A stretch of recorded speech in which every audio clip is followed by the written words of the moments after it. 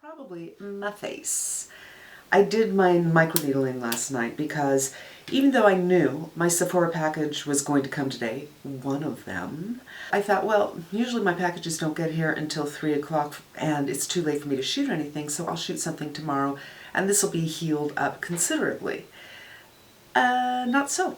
It is 7:30 and the postman just dropped something off for me, so I thought we'd just open it and take a look. And yes, I will be doing something tomorrow. This is what I got. This is the Melt Vida palette, and the packaging is beautiful. But my last experience with the Melt palette was the Gemini, and it was horrible. It just didn't work with Crepey's. It was hard to get to adhere. It looked patchy. It didn't blend out well. It was just bad. But I have another palette. Oh, I can't remember the name of it, but it's the really bright one. And I'll put the name right here. And that is fantastic, but it's pressed pigment. So their shadows, I don't like. Their pressed pigment works really well. But this is what it looks like. You probably know that because you probably have seen it before. And I decided I need to sit down and shoot something primarily because I look like this. So let's do some swatches. This is the only shimmer. It's called Serape. I don't speak Spanish, so be prepared for me to mispronounce everything. This is Papel Picado. Oh, I was expecting more from that. Let's see if we can build it. Well, already I'm a little disappointed. It is buildable. This is Amor Eterno, and that's pretty good for a yellow. You know, I love me a good yellow. This is Agua Ardente. Huh. That looks, in my mirror over here, it looks like there's a sheen to this. Is there? No. It's just the way it applied to my arm, which is a little bit patchy. Now, there are shadows that just don't swatch well, but they're great, like Viseart's. I'm a little nervous because I have had a bad experience with Melt. This is Chocolate. Again, there's a dusty feel to these. They're not creamy. And the other palette that I have that is pressed pigment has a creamy feeling to it. I'm not sure if you pronounce this Atolle or Atoll. If it was Italian, it would be Atolle. And that is so dry that it flaked off as I swatched it. But it's a really decent, usable color. This is Soul. It's not as pigmented as I would have hoped, so let's do another one. Okay. This is Pan Dolce. That one's a good swatch. Ilagria. I want to say Allegra, but I'm going to say Ilagria. Ooh, well, that has a different feeling. That has a creamier feeling to it, and it's a satin. And finally, Mexicana, which is right here, and that's a really nice swatch. So, some inconsistencies. Some swatch very nicely, some I need to layer, like the green one. Some are so dry that they kind of fell off my arm as I swatched them, like this one. The shimmer, or satin, was beautiful and creamy. And this is a very nice one. And I believe this one swatched really well as well. So there's not a lot of consistency between the shades, which is unfortunate. I'm not terribly surprised. And that is the swatching portion of this video. All right, I'm back. Let's get into it. I was thinking we'd do the browns. Atoll all over the lid. This one in particular was dusty when I swatched, so I definitely want to knock some off. And I'm just kind of wiggling it on the lid.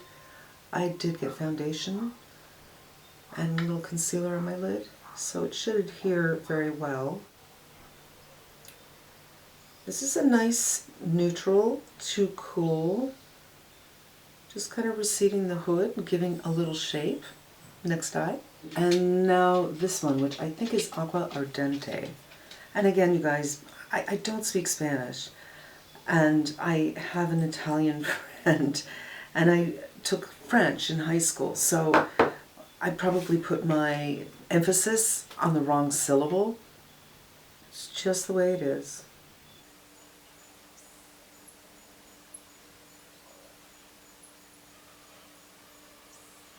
and I'm just kind of deepening up. I'm very lightly touching, and it's not working well with the grapes at all. That is a bummer. So I'm just using a light hand, going back and forth and trying to work it into my crepey bits. You know, from 2 feet it looks fine, but up close, I don't love it. You know, it's all about the performance, and it's incredibly powdery. I can't tell you how much of a mess I made to get my brush saturated, but now I just go into that dust and reload and knock off. A lot knocks off. And just do a little bit of the outer and bring it up a little bit.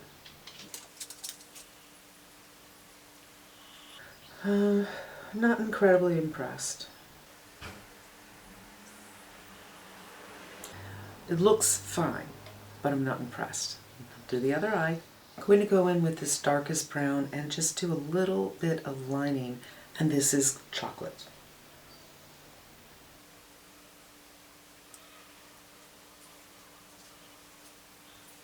And this will give a very kind of soft look since I'm using a bigger brush to do this. I really like that idea of a slow gradation where it's not incredibly obvious. There is no fallout, so that's a good thing. I remember Gemini had a lot of fallout. And the other eye? Alright, so that's it for a very neutral, everyday kind of look out of this palette. I'm not incredibly impressed. I think I've already let you know that. Now, we could add something colorful here. I'm thinking yellow. So I'm going to take a flat brush. Again, really dusty, knock off. That's a lot. And I'm just going to put it, just a small little triangle. I don't know if it's my imagination, but this yellow in the pan doesn't appear to have a green tinge to it, but on the eye, I feel that it does. It's not incredibly vibrant, as you can see, the way I've applied it. Do the other eye and then build and see. There's almost like an earthiness to this yellow, which is surprising me. And honestly, I don't think I can make it any more vibrant. I want to pull you in a little bit so you can get an idea of what I'm looking at. So here's the yellow on my finger, but on my eye, it looks to me more earthy. Now, it could be because I'm using brown shadows. Maybe some of that brown is underneath. I don't think so. And maybe it's just reflecting that brown back. But to me, this is quite vibrant, and this is not. I'm going to try it with my finger. I'm a little afraid because I am the queen of fat finger. Yeah, so it goes on quite yellow, and then it fades. Now I had this experience recently with another yellow, actually from Makeup Forever, where it looked a little different on the lid, and I thought maybe it was the oils of the skin. But, you know, I think at a certain point you just have to acknowledge that the color you're seeing here is not going to be the color that you see here. I do want to try to even it up a little bit. I'm going to do my brows and line, and I'll be right back. Right. Normally I would do a little powder on my face because there's some shine, my under eyes are doing the troughing, but because I did the microneedling last night, I don't want to do that. And I think I'm going to end this just in time because it sounds like the tile saw has started next door. So this is the look I got. And, well, I think you already know what I feel about it. So let's do a couple more looks. I'm back, and I thought we would do some green. I'm going to go in with Atoll just to do a little receding of the hood.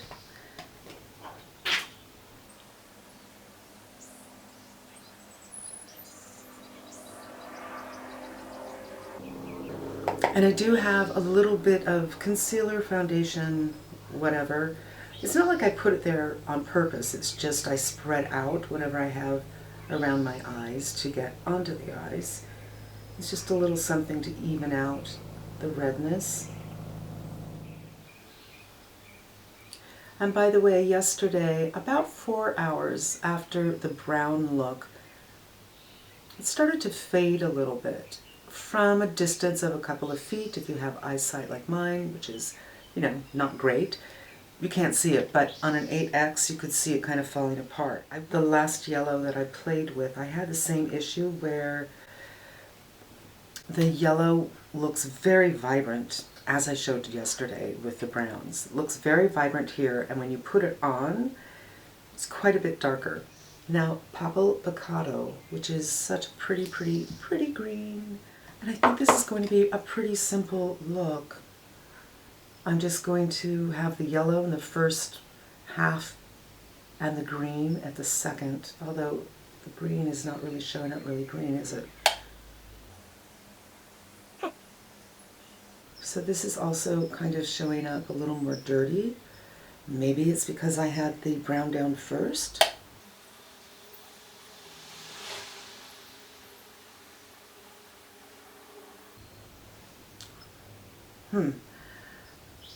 It doesn't really read like two colors to me. It's just like, it's not what I expected that I would get out of these. But we will forge ahead.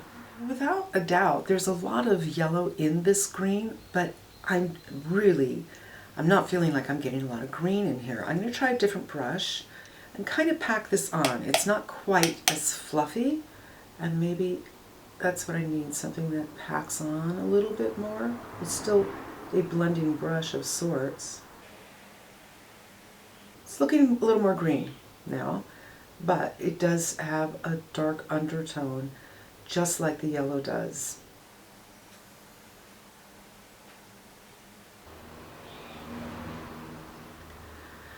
And I'm going in with this green shade Serape.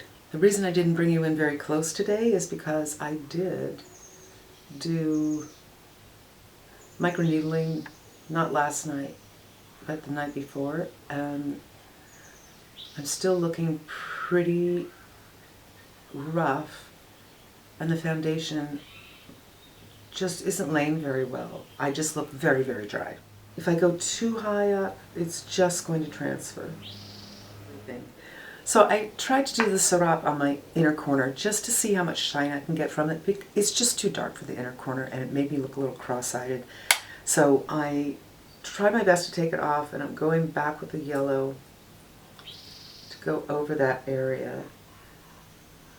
Certainly a lighter cream color would be helpful, but I just want to use what I have in this palette. I'm just going to take a blender. I will say this. These are holding on to the Crepeys okay, and they virtually don't need any blending. There's no hard lines, so that's good. My problem with these two is the colors. I am going to do a little liner, do a little mascara, do my brows, and we will come back. And take down the hair. And there we have it. So this is the yellow, the green, and the shimmer glitter kind of situation. I'm not 100% sure about this color on me. They are showing up on the lids much darker than they are in the pan. So let's just do one more. The yellow, you can see, and the green, you can see.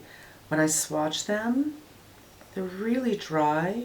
They're not quite as dark on my hand as they are on the lid. So I do feel that it has something to do with the oils. Maybe it has something to do with my concealer, my foundation, or the transition that I used. If you have like the Anastasia base, that might help you because that's a white base if you wanted to get these vibrant colors. But if you don't want to get the vibrant colors, this is what I'm getting. I'm not saying that it's not unusual and it's not vibrant. It is, comparatively speaking, but it's not showing up as it is in the pans. As for the Crepeys, it worked better than the browns did yesterday. I mean, my Crepeys are still showing, but I just don't feel that I had the issues with blending that I did with the browns. So that's interesting. And let me pull you in. Eyes open, eyes closed. All right, let's go on to the next. It's a few hours later, and there's some noise going on next door, because that's the way it goes. So I've taken off that green look, and of course it is time to do these oranges and reds. I'm not really sure what we're going to do. I have put on my concealer onto my eyes just because some of that green and yellow remained on my lids. I'm sure if I went in with an oil or something really heavy duty, it would come off, but I usually take off my makeup with micellar water, and I had a harder time doing that with this. Let's do a little swatching before we start with the colors we have to work with. I'm probably not going to use them all because that's a lot, and I do need to go out in public today. I do like the colors. How are they going to work on my eyes? I'm not so sure. Soul, that'll be my transition shade, and I'm using a light hand because we don't know what to expect. I'm now going to press it. Now I think this was one of the colors that didn't swatch too well on the arm. I had to do it twice. My initial swatching yesterday when I got this, but it's not bad at all. Pan Dolce. And again, so far everything very powdery. You must knock off. If you do, you don't get any fallout. I haven't gotten any fallout at all so far, but I've been super careful to knock off. And the Gemini palette, I got a lot of fallout. So I'm just going around the eyeball here and getting a little bit down to the end edge of the eye, the lower edge. And I just want to bring it up a little bit higher so when the eye is open, I can see that darker color. Bring it a little bit out. Alegria, which is a shimmer with a brush. It's just me fat finger. I'm going to do this. And this is probably just a very obvious kind of eye. It's not a matter of something creative here. It's really a matter of testing these out.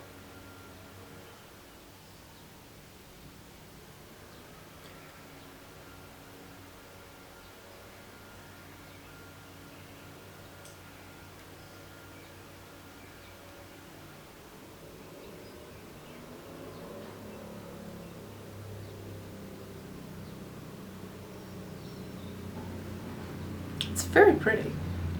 So far I feel that these shades are also reading in the pan like they read on the eyes. Now for this red shade, it really swatched so lovely, but I don't want to take this into a red look. So I'm going to take the same brush and get this kind of on the tip, and I'm going to see if I can line with this.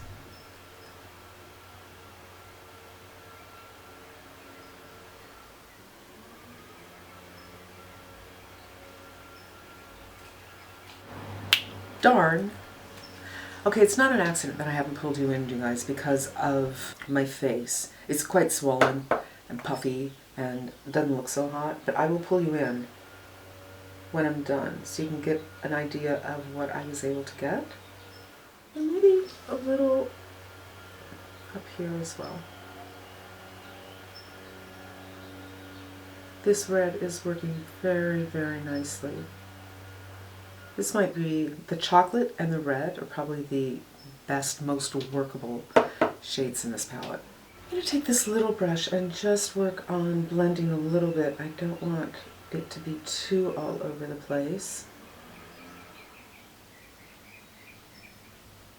Going back with the first color, Soul, because I feel, because of this puffy nature of my eyes and my face today, I just need to bring this color up.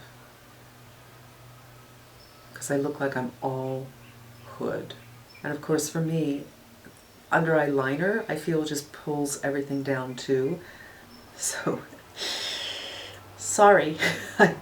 I'm not really giving you a look that is super fabulous for a hoodie. Alright, this is a look. There is no doubt this is a look. But I have to say, these colors perform the best of the whole palette. And the look that I put together is really what this calls for. Your lightest color is your transition. This is your deepening up. This is a shimmer, so you put it on the inside. And this is the red for emphasis. You could certainly use the red on the outer corner and bring that up, and that would be far more dramatic. And you could play around with this a little bit, but generally you don't want the darker colors inside. So you don't have a lot of choice with this one. This one, I don't think you have a lot of choice with that one either. It's a shimmer. You've got to put it around here, maybe on the lid if you're not hooded. And yeah, I think the look that I got here is perfectly fine and kind of fun. For a lip, I would go neutral. I would go a little neutral. So my Becca, my favorite nude. And the blush I'm wearing is the Laura Mercier Grapefruit, which I love. There's a lot of color here, but don't let it scare you. It really doesn't go on too heavy. Although it went on a little too heavy on me, but my makeup's a little different today. And that is going to wrap up the application portion of this video. Okay, so let's wrap this up. I actually shot this 3 times, you guys. I had to go back in and blend out of the eyes because this was just pulling everything down. But I wanted to show you what that red looked like. And I also found this sparkle that I put right here absolutely went into the crease. That's the way it goes when you're hooded. But I think I look a teeny bit less crazy for an outro. So let's talk about what do I think about this palette. First, let's go back a little bit more. Why didn't I get this when it first came out? Because I have previous experience with Melt. The radioactive palette, I really, really like the way it sticks to my lid. It's not an everyday, it's something to add to something else you have. The Genesis palette, I've said it a million times, I did not like it. It was very problematic. Their pink palette, which I can't remember the name of, but I tried that on in-store. On lids, I went into store with my lids prepped to do it, and I put it on both eyes. I used brushes. Same kind of issues. So when this one came out, I'm thinking, well, I kind of like it, but I have had issues with Melt for my lids. And these are, despite being so incredibly beautiful, they're more expensive than other palettes of this kind. So $45 to $49 is the range, and this, I can't remember, I think it's $58. It's $10 more, and yet they don't perform as well as other palettes that I have. So that kind of, you know, that kind of gets me in the claw. Like, why are you charging so much more? Is your product that much better? And in fact, no, it's not better, it's worse. The reason I bought this, hand to God, because it was on sale. I think I got it for $35. And I was desperate for product because nothing's coming out right now. So when this came up on sale, I bit the bullet. I got it. Otherwise, I wouldn't. And I'm not sure I would recommend it to you to get it at full price. That's totally up to you. So let's just go over what's going on here, okay? These two colors, while beautiful, do not look the same on your lid that they look in the palette. Did I like the look that I got anyway? Yeah, I did. Did it take me a long time to get there? It really did, because really it's 2 shades. Yes, I used this shade. This took me a second just to put a little in the center of the lid. It took me a long time to blend it out. In the end, I wasn't having crepey issues so much, but it took a long time. The browns, I love these colors. I like cool browns for my skin tone. They just work better for me than warm browns, so points. This chocolate shade is fantastic. This shade right here, I think it's a taupe. It's not fantastic. It's a good color, but it was getting into the crepey zones. I had to blend and blend and blend and blend. Did I get a good look? I did. I liked the look.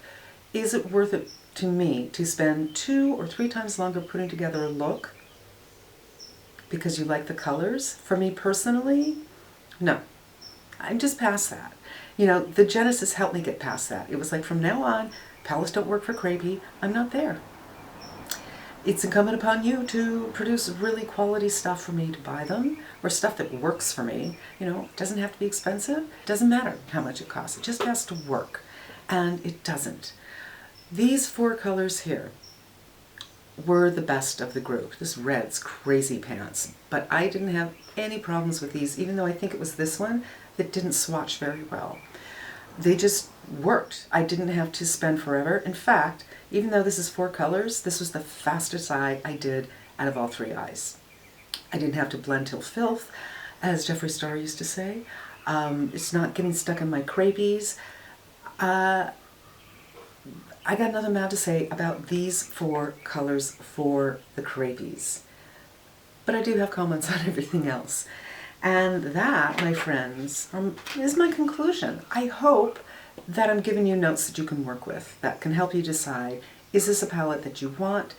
Is it something that's going to work for your eye type, your eye shape, crepiness, dryness, whatever? If you're completely taut and you actually have an eye socket and you don't have the same issues I do, then I guess this video is just good for you if you want to see what the colors are. And I think that my camera, because I use a lot of natural light, is rendering the colors very, very true.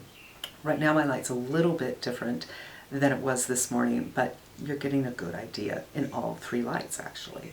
So there you go, you guys. I hope that this is helpful to you to figure out, is this a palette you want to get? Will it work on you? All the little ins and outs about it. That's what I'm here for. I hope you find it helpful, and I hope you come again. Be safe and smart, and until we meet again, I am wishing you good health.